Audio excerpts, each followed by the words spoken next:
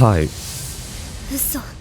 Now everyone has a few comfort anime and this is one of them for me. I watched this like 5 years ago. It's really been that long, what the fuck? The reason I actually did start watching Quince again is because I wanted to catch up with the specials that were released like 2 years ago and I just never got around to watching them. And so when I did, I thought to myself, damn, I nearly forgot everything that happened in this anime.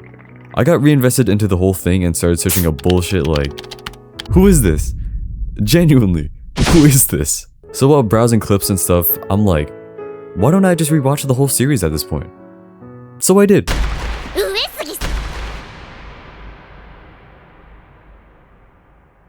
The first season is actually the one I forgot about the most. Maybe because it is mostly a baseline setup for the story, but I genuinely forgot so many things that happened in season 1. This was the one that was animated by Tezuka Productions, which I didn't even know was a studio until now. I just knew it was the one that wasn't Biberi. Alright, can we get this out of the way first? I'm remembering how much Nino hated this guy Futaro, bro. She went through such a strong development arc. I forgot she literally drugged this man on the first episode. Look how terrified he looks. The first episode, bruh. Even when Futaro tried to show some sympathy for her, she's like, I'm gonna do everything in my power to get you to fuck off. Man, what the fuck? Imagine getting 5 times the pay for tutoring, but the trade-off is none of them like you. And your life is potentially at risk. But hey, she does redeem herself eventually. Rewatching this early on, I was like, there were so many signs. There were so many signs with Yotsuba. Like her recognizing Futaro's name on the paper, accepting him as a tutor unlike the others, and overall just being the most comfortable around him. People gotta recognize how much of a goat she was for being the first quintuplet to help Futaro. The foreshadowing here was also kinda crazy. Every time I notice these little things, I'm like, damn, I feel like she really was the true partner for him. Is what I would say if Best Girl didn't exist. Now, before we move on to all the other stuff that happens, we gotta talk about Best Girl. I was Team Miku all the way. Also, it's not that much, but I have some merch of her. Look man, they set us up really early on. Like, episode 2 early. And that made me biased as fuck. I feel like a lot of people like Miku because they can really relate to her. And she's just really cute and introverted. And yeah. You know, in this day and age, for example, you can bring up anime culture very openly compared to before, but it is still sort of a weird topic to bring up. So you want to disrespect anime, huh? It's not like worldwide accepted or known by everyone. Chance you talk to Tim at the supermarket and ask him, have you seen the new episode of Jujutsu Kaisen? But maybe I'm just talking out of my ass. Why I bring this up, however, is because Miku has an interest in Japanese warlords and history, which she doesn't really want to bring up to her family because she doesn't want to feel judged by them. You know, she sees it as untypical for a high school girl in this day and age. But it's like, she opens up to Futaro and we get to see her vulnerable side as she gets closer to him. Rather than treating him coldly like most of them did at first, she actually tries to make an effort to understand his feelings and who he really is as a person. And of course with that, she was able to build and recognize her feelings slowly and really try to improve who she wants to be. I think that's really admirable. Especially with that scene where she tries to make like 100 kokueis or something for him. That shit was funny as hell, but also really sweet at the same time. Also, these two like really slept together, huh?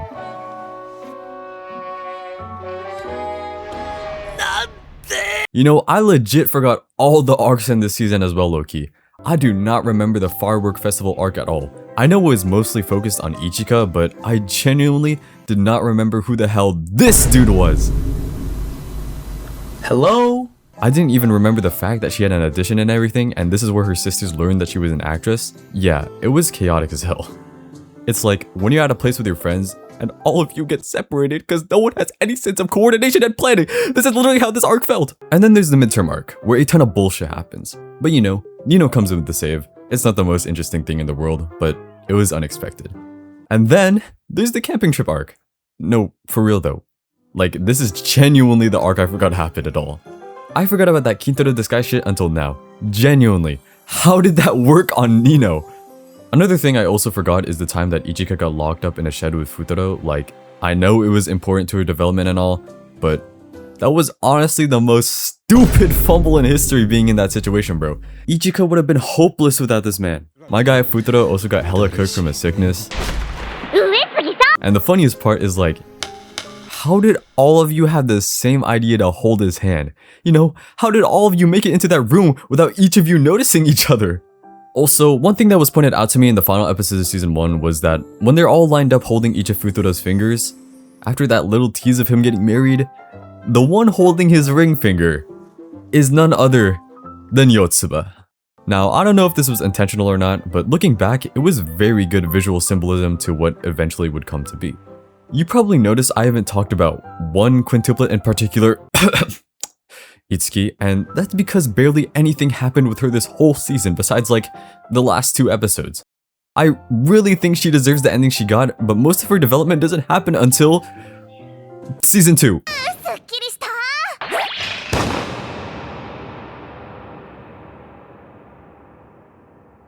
Now, season 2 is where they changed everything up. Now, I don't hate season 1's art style, I just heavily prefer Bibiri's way more.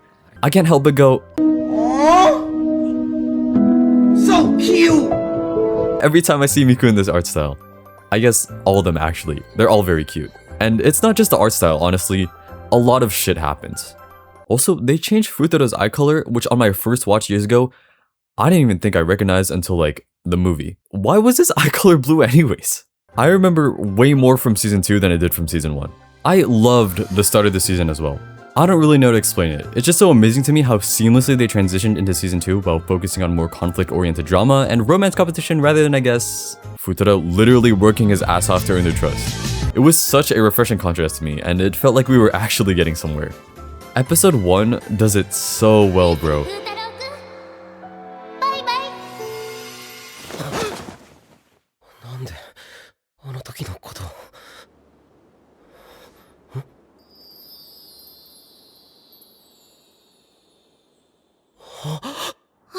I really like this little interaction between Itsuki and Futaro, even if I do already know what kind of happens.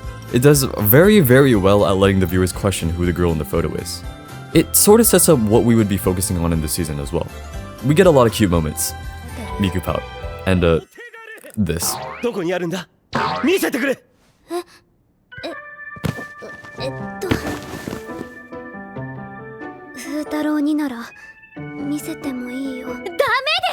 And after that, we get to more of the real shit, where we actually get development between the 2 girls who avoided Futaro the most at first. And that's Itsuki and Nino.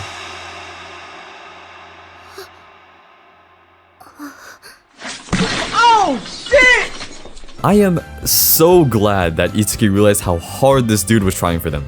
Otherwise, Nino was still avoidant at the beginning, but that would pretty much set up her entire development arc of this whole season. Itsuki goes homeless. I'm kidding. No, she literally crashes at Futaro's home for the next few days. And the face this dude makes. My guy Futaro literally looks like he was created in the Me channel. Yotsuba becomes part of the track team and Futaro is like, why the fuck would you do that when our finals are this close? I find it so funny that this time, and even times before this, Yotsuba was able to run away and avoid studying because she's just too goddamn athletic. Anyways, I forgot about this meeting with Rena, or Rena in quotations. Yeah, I personally like this part where Futaro, while describing the quintuplets to her, ends all of his sentences saying, but they're fucking stupid. He didn't actually say that, but you know. Nino still isn't over Quintaro, and she finds out Futaro had actually been deceiving her this whole time.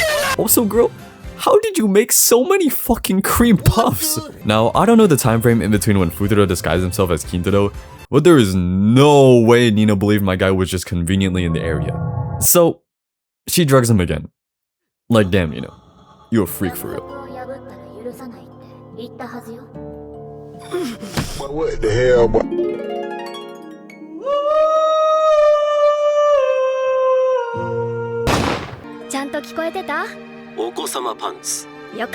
They plot for Yotsuba to leave the track team, but honestly, nothing is really working, so they tried the quintuplet disguise method, but that doesn't end up working either.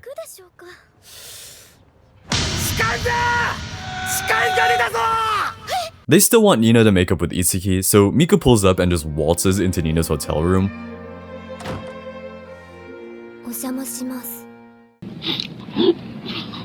Started from the bottom, now we... 聞いて驚きなさい。あいつ変装して騙してたのよ。なんだ。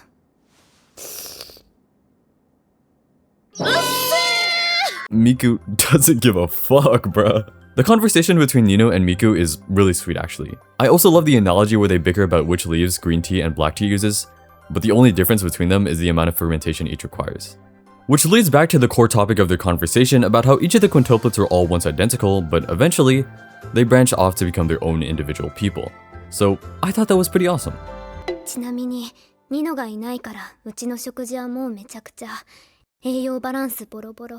そこは自分たちで何とかしなさいよ。 After the little scuffle with the track team came with one of the best reveals of all quintuplet history. 詳しくはわからないけど、きっと何か気持ちの変化があったんだね。ニノ。 She's such a girl boss. But now that we have all the quintuplets together, everything from this point gets a little emotional. 全部間違えてました。頭いいって言ってたけどこんなもんなんだ。なんでおせっかい焼いてくれるの？あなたからは絶対に教わりません。あんたなんか来なければよかったのに。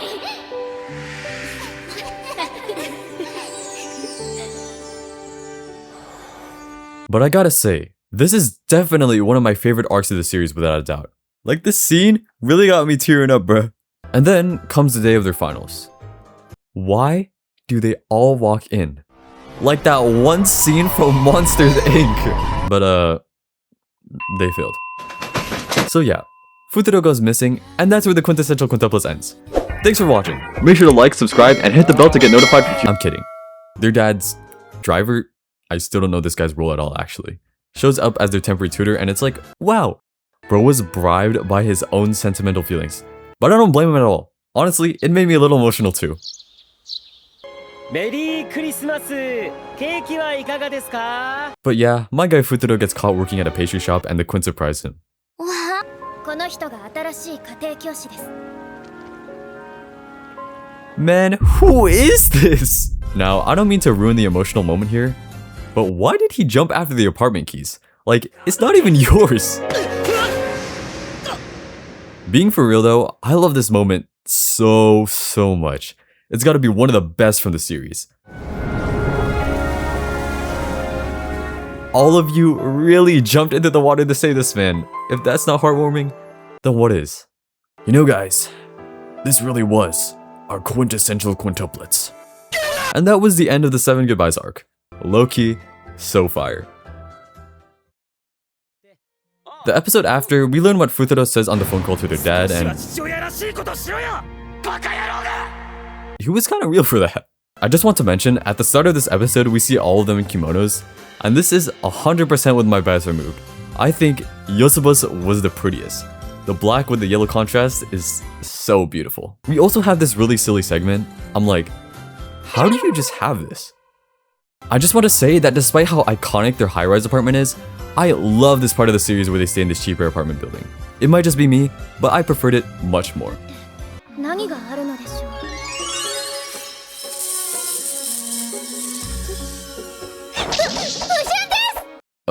Oh, okay guys. 太郎、ミク、俺をその気にさせたな。 I think we would all be happy if this was reality. Also, there's this fan service moment. Miku made. And another one after that. 太郎、いちか寝ながら服を脱ぐのはやめてください。見るな、変態。俺。 Now this scene with Ichika doing an acting gig at the pastry shop where Futuro works, I really forgot about. なんだよ、たまこちゃん。 But the cinematography in these scenes do not have to go that hard. Like that shit was beautiful. How did Futuro also just now discover that the dude at the hospital was her father? Like, did you not look him directly in the face or something? You know what? I'm not gonna say anything. それにはっきり言って、僕は彼が嫌いだ。The conflict with Yosuba's past builds up, and we learn a little bit more about their mother. せっかくの日曜日、これからって時に、なぜ五木がいない？ぜひやってください。そして確かめてください。って言ってたじゃん。 Thanks, bro. I really appreciate how determined Miku is to make chocolates for Futuro despite the amount of time she's failed. The Miku and Nino dynamic is still going strong. 大丈夫か？ Also, what is this depiction of Ichika's fantasies with Futuro when they're older? This is incredibly silly. If this is what Ichika thinks Futuro will turn out when they've grown, then that's all you grow. Also, I feel like I glossed over how many important scenes Yotsuba does have in season 2, because I totally forgot about the Sphere Swim moment. ああ、今度はお前がみんなの手を引いていくんだ。 I just want to say though, this was incredible to watch. The BGM used here was fucking ethereal, man. It really got me in my feels. 私が無理じゃねえ。 Miku in pajamas is super cute. うまかった。お前の成績が一番だ。あ、そう。 They were all able to pass their exams too. ありがとうございました。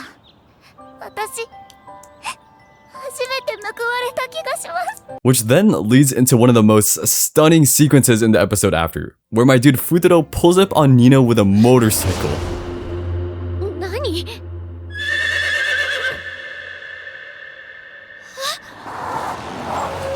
ここにいたか、ニノ。帰るぞ。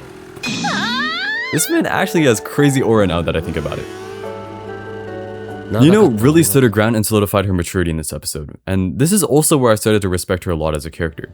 I can't believe she was the one that confessed first. 好きよ。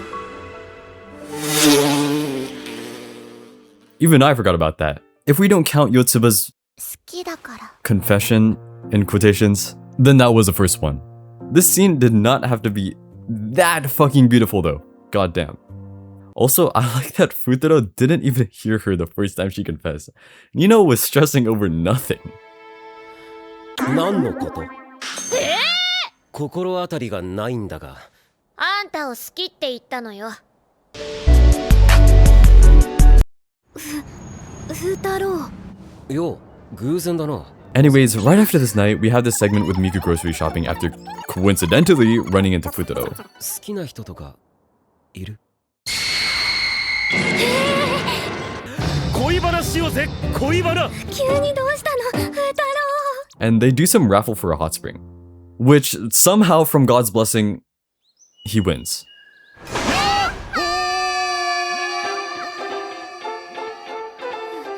ふ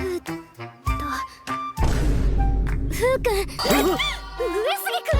Yeah, and they're here of course. The hot spring arc is one of the only arcs I remember clearer than the others. It's because my guy Futuro has to play Among Us with 5 Itsukis.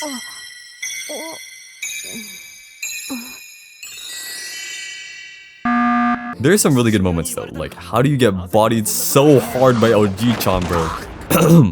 And Itsuki fan service. I like how if you know their voice actresses, you can instantly tell who's who. I find it kinda ironic that Yotsuba was brushed off as a bad liar when she was keeping the biggest lie of the whole series. Futuro checking their legs is kinda wild because I feel like he would be the type to not remember he accidentally bruised the fake Itsuki the night before. Like, how is your ass okay after getting thrown over the shoulder as well? I wouldn't know. Miku pouting as Itsuki is kind of funny too. Like, it's so iconic to her character. How did you not notice? Also, my dude is staring.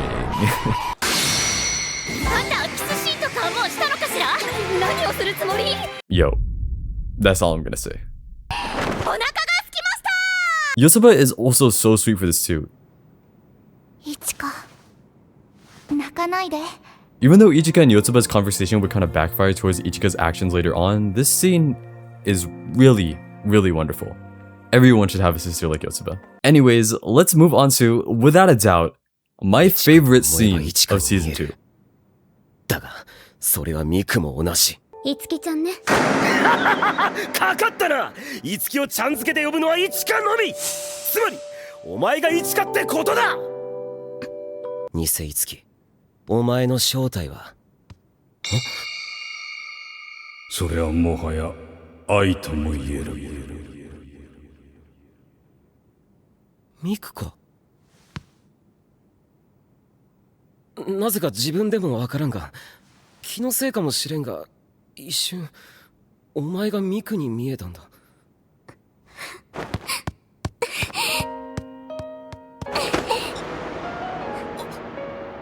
たり。The grandpa's speech into Futuro noticing who the fake Itsuki actually was, and the piano roll into Miku embracing Futuro. Like, man. Out of everything from the series, this was the one scene I remember the most vividly. I could not help but freak out when I saw this again. It's such a short exchange, but it's so sweet and effective when it comes to these two and their relationship. Also, Hatsukoi has to be my favorite soundtrack from the whole anime. So fucking good. Also, the first glimpse of the bell kiss.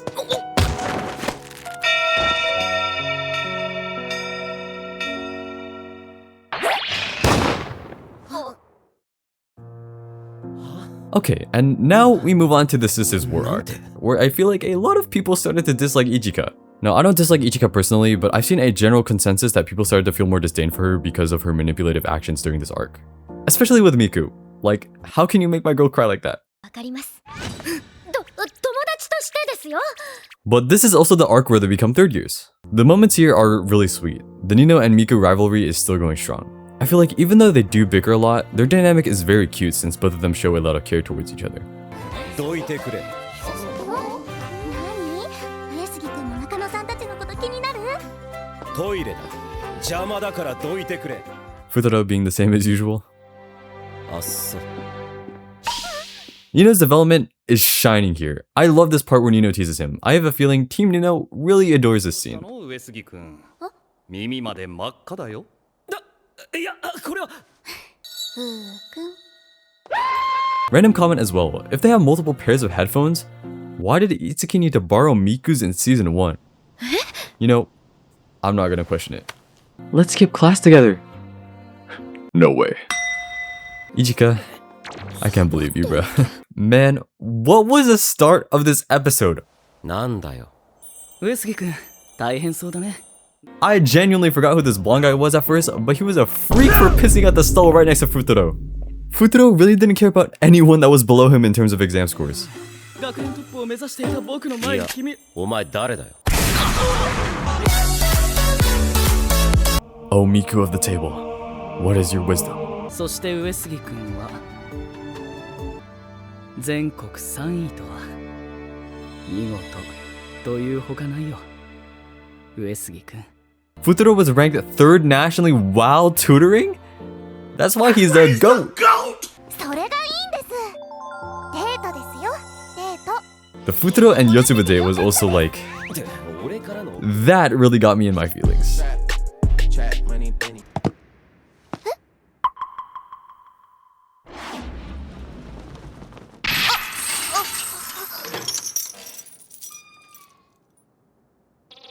Seeing Futuro smile and have fun was just...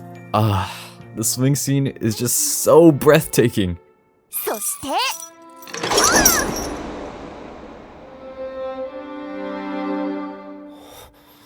Watching this, making me like Yotsuba a little more.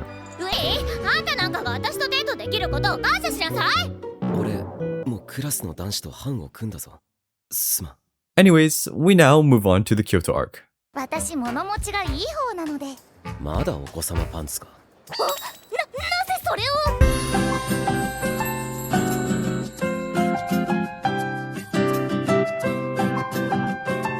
And nah, this was low-key, just not the movie Chika. 上杉さんへの告白だよ。一番乗り。は？今、なんて？あんたいい加減にしなさいよ。あの子を泣かせてこれで満足？ Team Nino and Team Miku, shake hands. I don't really have that many thoughts on this scene, it's just like, really bruh? One scene I want to speak about in particular is this one with Futuro and Yotsuba. It felt so out of place, specifically with the colors and landscape. I'm not saying that's a bad thing. The grading in the Kyoto suburbs in the back was just so beautiful. It felt so different from the kind of style they were focusing on, but it fit the context, especially with the conversation they were having. Almost KyoAni-esque. お手数おかけします。私はなんて大胆なことをしてるのでしょう。 Also, you're being very bold, Itsuki. No comment.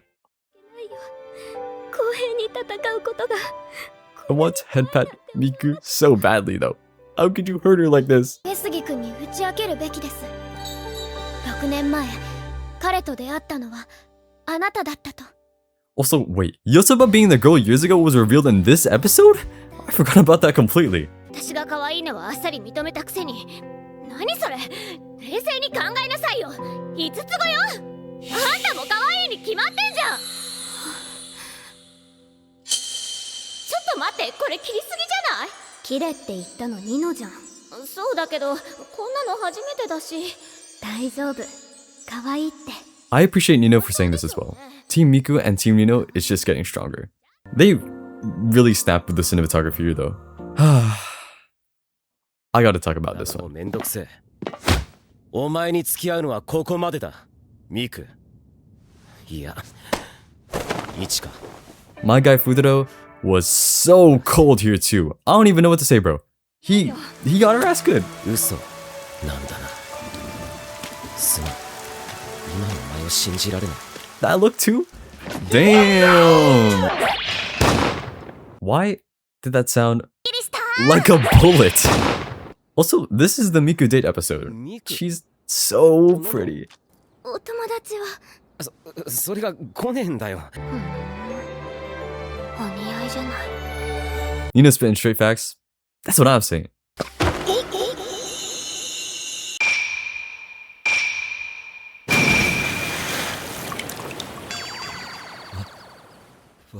I low-key forgot this happened, bruh. ら、お。Is he being very bold again? 何かあるといけないと思ったんで The bread that appears out of nowhere. それ。す。なんで私のパンがこんなところに。うまい。I'm glad we had this episode dedicated to Miku and the family relationship between the Quints. It's so fucking heartwarming.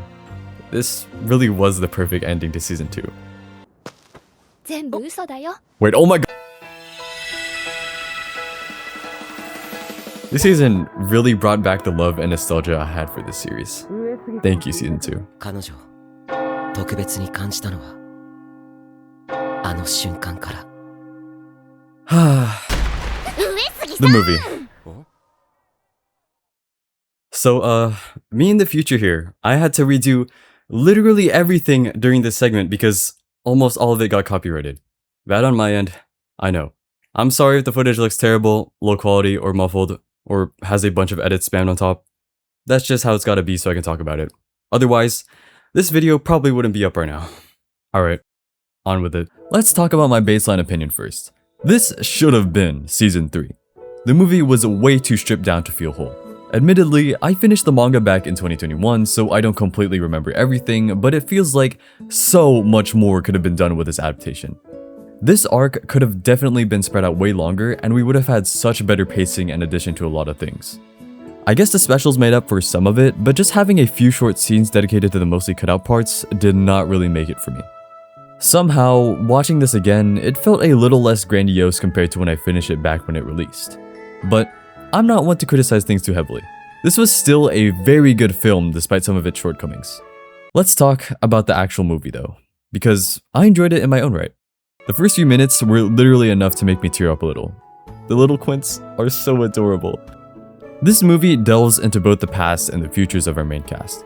We get to learn a lot more about how each of them diverge and what routes they took in the past, but it also focuses on how they wish to go farther in the future, especially with what career paths they wish to pursue. But the main thing that this movie targets is the conclusion to this slice of life rom-com series. Futaro needs to choose one of them.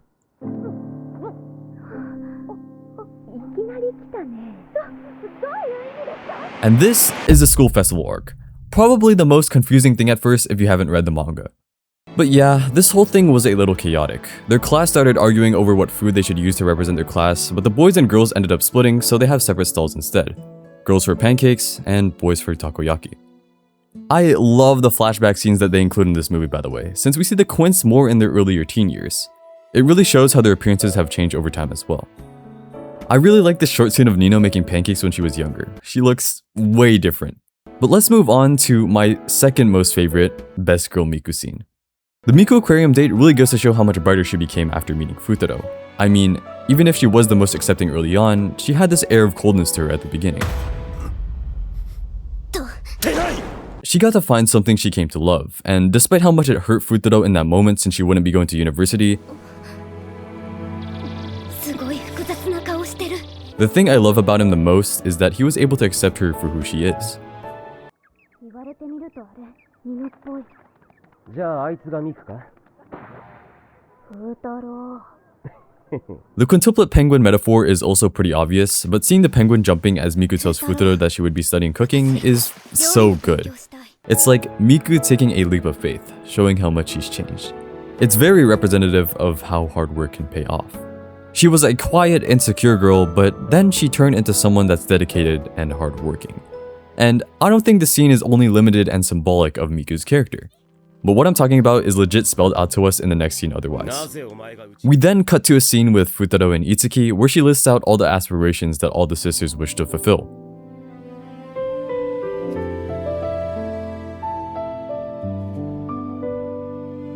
It shows the honest progress of everyone. Futaro really does love these 5 dearly. How beautiful. And we cut to the first day of the festival. But wait. I totally forgot Nina did an idol performance. What the fuck? い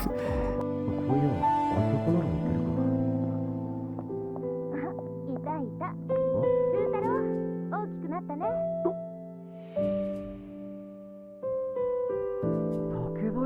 Oh yeah, and this girl. I totally forgot about Takabayashi, bro. Really cool that she was used as sort of a look back onto Futaro's past as a kid. Super funny. We also see the other dude from the flashback as well. And here, for real, are where the if scenes are. I'm not going to talk about these too in depth, but the thing you should know most prominently is the fact that these if scenes are all hypothetical, and literally mean that they were possible, but only loosely show information that the viewer should know to let the ending make more sense and close some chapters. At least, that's how I interpreted it. I got a shit ton of mixed answers online to confirm my theory, but this is the most unhelpful shit ever, because people just resort to ad hominem. Again, I read the manga 5 years ago. Thank you. What I did really love about these segments though is the fact that most of them allude to previous scenarios they've been in with Futaro. And once again, it also goes to show their progress as individuals. With Ichika, it was literally the bench and the park during the firework festival arc.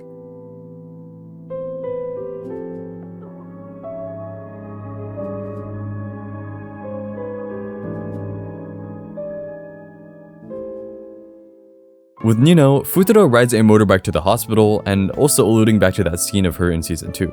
She tries to give thanks to their father despite their distant relationship. 大丈夫だった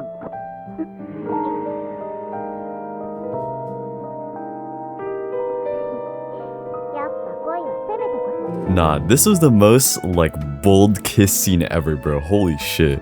高野菜すべてのスケジュールを終了します With Miku, it was the rooftop. And lowkey, ミク this was the freakiest kiss scene. But it's unrivaled since I'm biased. Like, that shit is peak.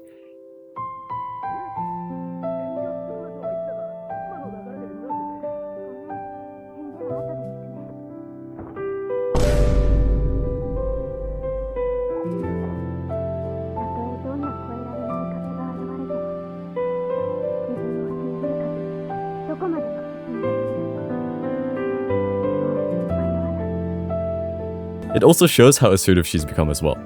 Miku is such a cutie.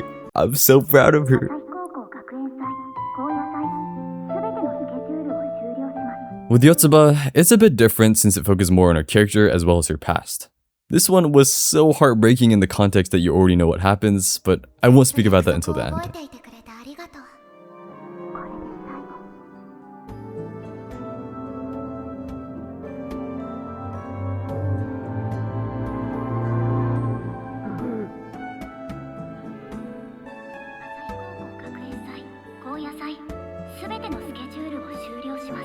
With Itsuki, it takes place assumingly at the lunch table that both her and Futaro met for the first time. And also gives closure to the mystery of their biological father, where it was kinda strange. But Itsuki's journey from then to now is so admirable to look back on. Futaro said it so well here. 夢を目指して母を追うのとでは大きく違うお前がそれを理解できているのに親になって志すことは絶対に間違いじゃない This is honestly close to one of my favorite speeches in all of the anime. Thank you, Futaro. The whole squad pulled up too. She's also the one quintuplet that didn't kiss Futaro, and I highly respect the author's decision for that. It wasn't forced and shows how the relationship was more mentor and student than anything. Now, let's talk about the end of the festival. And the end of it all.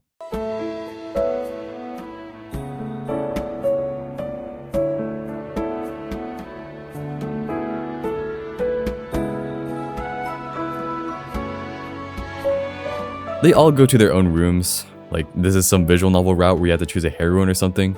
Just play the 5 Memories visual novel if you want to experience all the romances.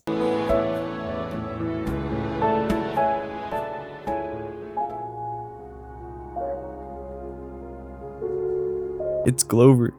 Nino.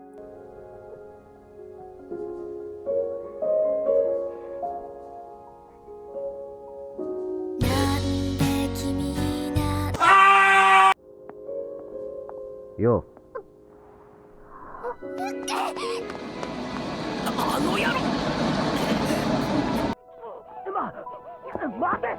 As Futaro chases down Yotsuba, memories flash by. And it high-key got me in my feels. Yotsuba's story really makes sense after we learn the things she goes through. Like, man. Also wanted to point out this small scene with Miku where she gets Yotsuba's video games. Her hair is so long, what the fuck? But it's so cute, bro. I love Miku so much, bro. She's so cute. And now, let's talk about the scene that they botched so fucking hard.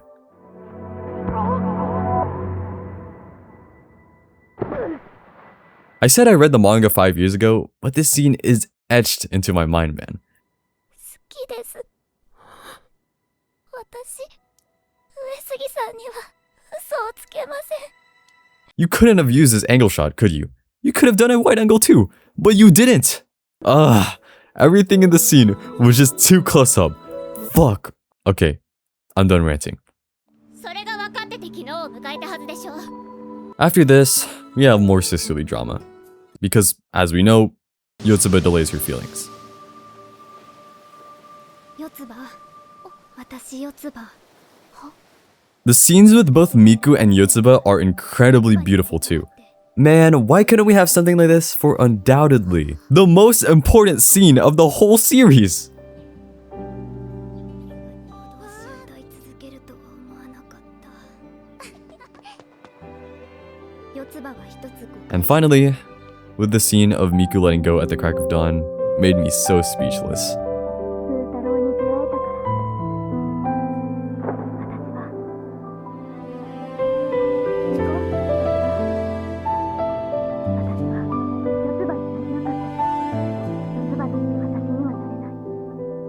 Ah, Miku, I love you. We have this little scene where I'm 99% sure this is where Itsuki recognizes her feelings, but way too late. Like, bro, that little photo with Raiha breaks my heart.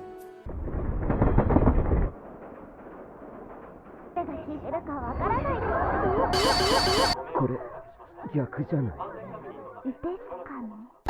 さあ、好きなものを好きなだけ頼んでいいぞ。俺のおごりだ。 And here's the really lovely date between Futaro and Yotsuba. It's really in character for the both of them, but the date ends at the most wonderful scenery. That being Yotsuba's favorite swing set across the city view.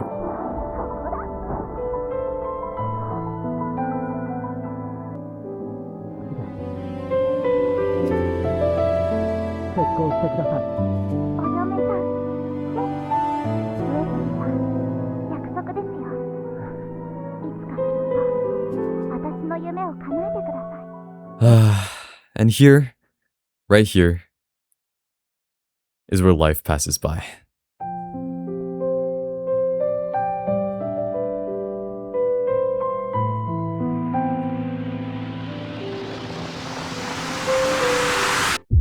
Five years later, goddamn.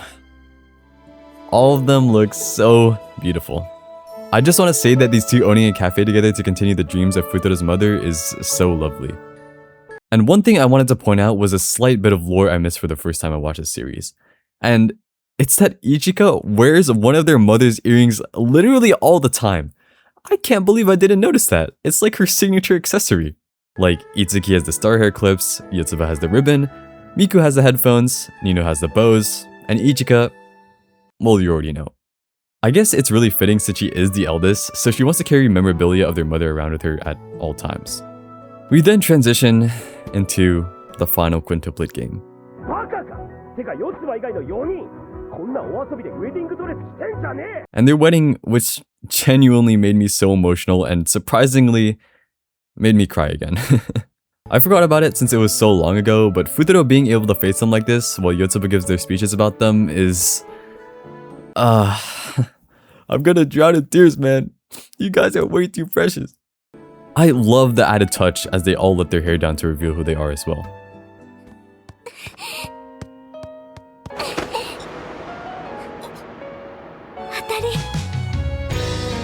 Y'all really know what you're doing with this, bro. You guys really reference the Hatsukoi scene like that. I can't. なんてじゃんいつこの際だから言わせてもらう And we see Yotsuba let go of her ribbon. やっぱりもう I absolutely love the reasoning for this. トレードマークだろいいんだよあなたたちは一人一人特別どんなにそっくりでも私に気づいてくれる人がいるから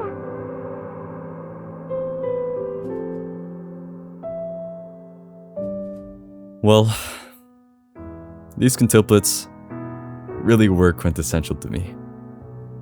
Thank you. I couldn't think of anything better, I'm sorry. By the time I'm making this, they've just announced plans for a new OVA, so I'm looking forward to that.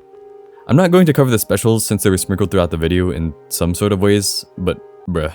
Just know I really love them since it goes to show that they're still doing their shenanigans even years later. Very heartwarming. I think you should watch them yourself. Alright, again, thank you for watching. I love this series to death. Insert Yotsuba slamming the door clip. 上杉さん四つ葉